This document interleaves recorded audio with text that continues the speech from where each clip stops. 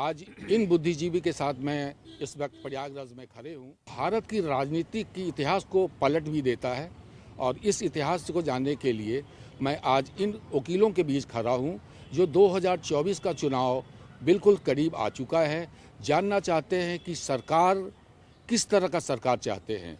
जो पहले से मोदी सरकार अभी हैं, ये 10 साल से और तीसरे टर्म के लिए तैयारी कर रहे हैं। जानना चाहते हैं इस प्रयागराज में इन बुद्धिजीवी वर्ग से क्या उम्मीद किया जाए कि सरकार फिर यही आएगी, दोहराई जाएगी या नया कोई विकल्प इन सोचेंगे। ये बताइए, 2024 का आगाज हो चुका है, चुनाव नज़दीक है, तो आप किस तरह की सरकार लाना चाहते हैं? सरकार जो जनता के हित में काम करे, जो जनता के बर्निंग ज्वलंत मुद्दे हैं, महंगाई है, बेरोजगारी है, भ्रष्टाचार है, हम लोगों को वकील समुदाय का भी काम स्मूथली हो, उसके हित में जो काम करे वैसी सरकार हम लोग चाहते हैं। इस तरह का सरकार चाहते हैं जी जी। आप क्या कहना चाहते हैं? किस तरह का चुनाव करना चाहते हैं? किस पार्टी को लाना चाहते हैं? देखिए, निश्चित ही मोदी सरकार दोबारा आएगी और भारी बहुमत के साथ आएगी, क्योंकि जिस तरह का काम पिछले 10 साल में हुआ है, जितना इंफ्रास्ट्रक्चर डेवलपमेंट हुआ है, जितना सोशल डेवलपमेंट हुआ है, जितना इकोनॉमिक डेवलपमेंट हुआ है, इतना अनपैरेलल डेवलपमेंट किसी सरकार में पहले नहीं देखा गया है। तो निश्चित ही मोदी सरकार दोबारा आएगी और हम अधिवक्ताओं को तो पूरी तरह मोदी का ही सपोर्ट है। इन्होंने कहा कि इन सरकार ने काफ़ी कुछ किया है। आप बताइए कि 10 साल में प्रयागराज में ये सरकार क्या की है? नहीं, 10 साल में प्रयागराज में आपने देखा कोरोना काल में जिस तरीके से प्रयागराज की स्थिति थी, वो प्रदेश में हर जिले से हमारी स्थिति सुदृढ़ थी और इतना लंबा कोरोना वैक्सीनेशन स्कीम चलाई गई। ये अधिवक्ताओं का शहर है। मूल रूप से यहाँ 90% 70% अधिवक्ता निवास करते हैं। अधिवक्ताओं की कुछ मूलभूत समस्याएं हैं जिसके ऊपर सरकार को, आने वाली सरकार को, मौजूदा सरकार को, राज्य और केंद्र को, दोनों को जो ये डबल इंजन की सरकार कहते हैं, उसको पैरेलल रूप से काम करना पड़ेगा। अधिवक्ताओं का सबसे बड़ी मांग है एडवोकेट प्रोटेक्शन एक्ट। जैसा आप देख रहे हैं, देश भर में अधिवक्ताओं के ऊपर कहीं पे भी सबसे सॉफ्ट टारगेट किया जा रहा है। अधिवक्ताओं की मूलभूत, हमारे कोई डेली वेजेस नहीं डिसाइडेड हैं।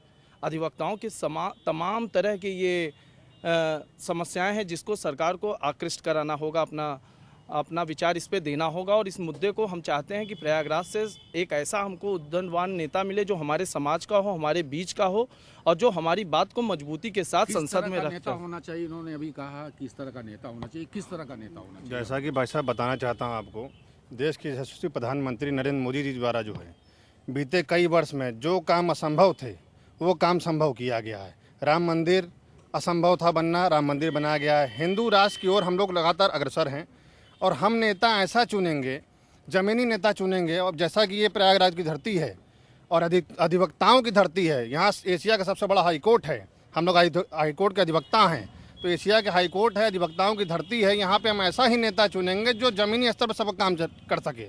और उसमें जो है भाजपा ऐसे लोगों को चुन कर सर्वे कर टिकट दे रही है, तो निश्चित तौर पे सत्ताधारी पार्टी जो है सत्ता में पुनः वापस आएगी। आपसे फिर मैं थोड़ी देर में आ रहा हूँ। आप ये बताइए कि प्रयागराज में क्या विकास हुआ? प्रयागराज में विकास हुआ है। प्रयागराज में बहुत विकास हुआ है। आप देख सकते हैं, जैसे कि भाई साहब ने बोला, इंफ्रास्ट्रक्चर से लेके सारी चीजें बहुत हुआ। और पहली बार क्या हुआ कि जितने भी ऐतिहासिक फैसले हैं भाजपा की सरकार में लिया गया। जो जैसे राज्य किया है, इसमें आ रहा हूँ। अच्छा, आप बताएं। जो राज्य किया है, बताइए कौन सा घाट बना हुआ है यहाँ पे? रेत में ही सन जाते हैं। अब बताइए क्या वहाँ पे कोई पक्के घाट में करेगा? वो कांच पे बैठो या रेती में लूटो, सारे कपड़े खराब हो जाते हैं। तो इस बार वोट किसको देंगे आप फिर? वोट तो अब जो और हाँ तो विकास कर रहा है, सब में सड़क वड़क सब चौड़ी कर दी है, लेकिन इसका नंबर भी आ ही जाएगा। ये महादेव जी का प्रथम राज है। इससे पहले दुनिया में कहीं भी पृथ्वी पे इससे पहला राज्य नहीं है प्रयागराज से।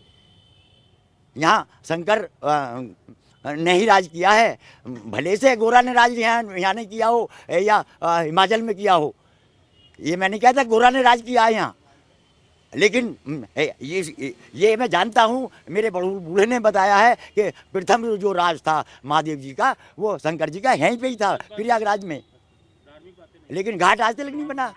अच्छा, ठीक है। मैं आदर्श शुक्ला, अधिवक्ता उच्च न्यायालय। सबसे पहले आदरणीय मोदी जी की सरकार में यशस्वी प्रधानमंत्री जी के नेतृत्व में भारत का विकास हुआ है और उन्होंने जो मुद्दों को चुनाव के पहले उठाए थे, उस पर काम भी किया। राम मंदिर का निर्माण देख लीजिए या बनारस का देख लिया, काशी का जो भी। और उन्होंने जो मेन मुद्दा था कोरोना काल में चढ़ बढ़ के, जबकि सारे देशों में ये परेशानी थी, लेकिन भारत एक विकासशील देश है, उसके बाद भी उन्होंने जिस तरह से इसको हैंडल किया है, और सड़क निर्माण देख लीजिए, मेडिकल के क्षेत्र में देख लीजिए। बस एक ही हम लोगों के अधिवक्ताओं के मुद्दे हैं कि उस पर जो है उनको प्रोटेक्शन बिल दिया प्रोवाइड किया जाए, और अधिवक्ताओं को जो स्टार्टिंग में जो प्रैक्टिस करते हैं उनके लिए कुछ ऐसी योजनाएं लाई जाए जिससे उनको परेशानी न हो। धन्यवाद। मेरा सवाल है कि प्रयागराज में 10 साल से ये सरकार है, ठीक, और तीसरे टर्म में ये सरकार फिर आ रही है, तो 10 साल में प्रयागराज में इन सरकारों ने क्या किया, ये मैं जानना चाहता हूँ। बहुत विकास किया है यहाँ पर। जैसे अभी हनुमान मंदिर कॉरिडोर का एक सुने होंगे, जो हर जगह चौराहों पर जाम लगता था, समस्याएं थी, हम लोग अधिवक्ताओं को आने में काफ़ी दिक्कतें होती थी, ट्रांसपोर्टेशन में दिक्कत होता था, उसको चौड़ीकरण कर दिया। जैसे केपी के पास में आपने देखा होगा, कुंदन के पास देखा होगा, हाई कोर्ट के पास जो ये ब्रिज बन गया, इससे हम लोग काफ़ी राहत हुआ है। यहाँ बहुत दिक्कतें होती थी, हम लोग को बहुत समस्याएं होती थी, यहाँ पर लोग चल नहीं पाते थे, खड़े नहीं हो पाते थे हम लोग। तो इस बार किस तरह का सरकार चुनेंगे फिर? वही सरकार रिपीट होगी। अच्छा, सरकार रिपीट। जी, मोदी सरकार। आप क्या कहना चाहते हैं? इस बार हम जो चुनाव करने जा रहे हैं, हम ऐसी सरकार का चुनाव करने जा रहे हैं जो कि गरीबों की सरकार हो, जो महिलाओं की सरकार हो, जो सरकार साधु संतों की हो, भक्तों की हो, सन्यासियों की हो, सिविल व्यक्तियों की हो। हम ऐसी सरकार का चुनाव कदापि नहीं करेंगे जो बाहुबलियों की सरकार हो, जो माफियाओं की सरकार हो, जो बलात्कारियों को बच्चा कह के बुलाने वाली सरकार हो। हम ऐसी सरकार का चुनाव कतई नहीं करेंगे जो भगवान श्री राम को काल्पनिक बताए। इस बार हम चुनाव ऐसे पार्टी को वोट देंगे, ऐसी सरकार का चुनाव करेंगे, ऐसी सशक्त सरकार का चुनाव करेंगे जो विश्व स्तर पर इस हिंदू राष्ट्र को दिखाए। राम की बात हुई, अब हमारे यहाँ कृष्ण की बात होगी, विश्वनाथ वाले बाबा विश्वनाथ की बात होगी, बनारस वाले काशी विश्वनाथ की बात होगी। हर व्यक्तियों को ये आश्वासन मिलेगा, हर नागरिक को, हर अधिवक्ता को ये आश्वासन मिलेगा कि उसकी सुरक्षा की जिम्मेदारी सरकार की है। हर एक गरीब राह पे चलता कोई भी गरीब किसी भी से भी किसी माफिया, गुंडा या किसी बाहुबली से डरेगा नहीं। उसे विश्वास होगा कि हमारे शहर में, हमारे राज्य में कानून का शासन है, विधि का शासन है, और हमारी सत्ता की बागडोर ऐसे हाथों में है जो गरीबों की रक्षा करेगा, जो साधुओं संतों की रक्षा करेगा। धन्यवाद। आपका कहना है कि डबल इंजन की सरकार फिर इस बार ट्रिपल इंजन की सरकार होगी। डबल इंजन है, ट्रिपल कहना चाहते हैं? निश्चित तौर पे भाई साहब, जैसा मैंने कहना चाहता हूँ कि भाजपा की सरकार, मैं भाजपा के पक्ष में नहीं कह रहा हूँ, मैं अजीत द्विवेदी अधिवक्ता उच्च न्यायालय अपने सभी भाइयों के साथ ये कहना चाहता हूँ, और सबसे अपील है, जनता से अपील है कि आप जो है भाजपा को देखकर मत वोट दीजिए, आप सत्ता को देखकर वोट मत दीजिए।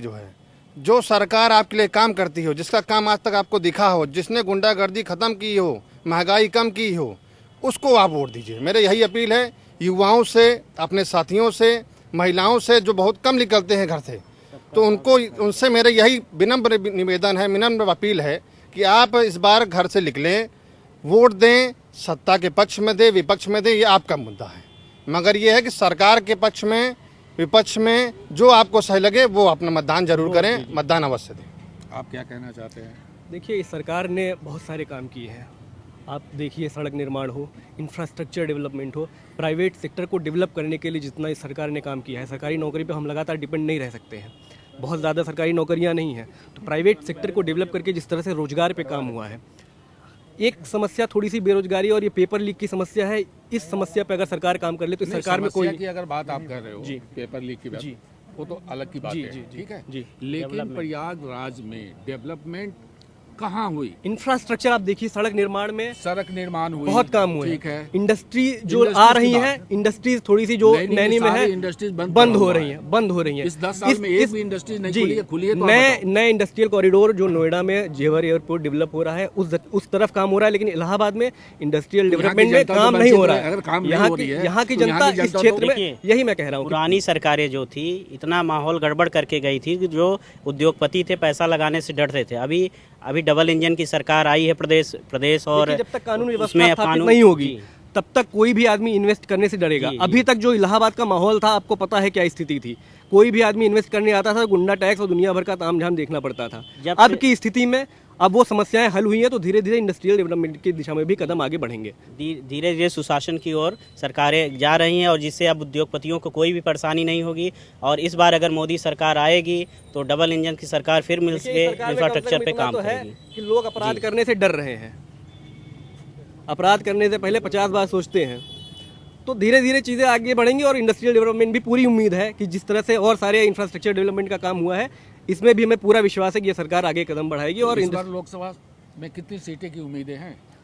मोदी जी के हिसाब से 400 पार है तो हम लोग भी उसी दिशा में उम्मीद कर रहे हैं कि 400। वो तो मोदी जी की उम्मीद है, आपकी क्या उम्मीद? हम भी उसी दिशा में, हमको भी उम्मीद है कि 400 पूर्ण बहुमत की सरकार आएगी। मोदी सरकार आएगी। अब हम लोग मतदाता हैं इसलिए हम लोगों का मत मोदी सरकार को। एक बार फिर आप बताइए। निश्चित तौर पे भाई साहब इसमें कोई गुंजाइश नहीं है, कोई कमी नहीं है कि मोदी सरकार इस बार दोबारा डबल इंजन सरकार रिपीट होगी। नहीं है, आप क्या कहना चाहते हैं? कोई भी गुंजाइश नहीं है। 400 प्लस। आप क्या कहना चाहते हैं? सारा समर्थन हमारे पास था। मुस्लिम महिलाओं का समर्थन हमारे पास है, सन्यासियों का समर्थन हमारे पास है, विद्यार्थियों का समर्थन हमारे पास है, अधिवक्ताओं का समर्थन हमारे पास है। पूर्ण बहुमत की सरकार बनेगी और बहुत ही मजबूत सरकार बनेगी। डबल इंजन नहीं, इस बार ट्रिपल इंजन की सरकार। बहुत मजबूत सरकार। जोर से बोले हर हर महादेव, जय श्री राम, जय श्री कृष्णा, जय बाबा विश्वनाथ। हम आ रहे हैं। इस चौपाल में निष्कर्ष ये आया, जो जबकि सब बुद्धिजीवी वर्ग वकील हैं और जहाँ तक मैंने देखा कि मोदी सरकार के ही गुणगान गाता है, जबकि मैंने बहुत तरह की समस्याओं का भी अवलोकन इन लोगों ने कराया, लेकिन फिर भी मानने को तैयार नहीं है। इन्होंने ये कहा कि ये सरकार डबल इंजन नहीं अब ट्रिपल इंजन है। सहारा समय से शिवेंद्र विक्रम के साथ चौपाल।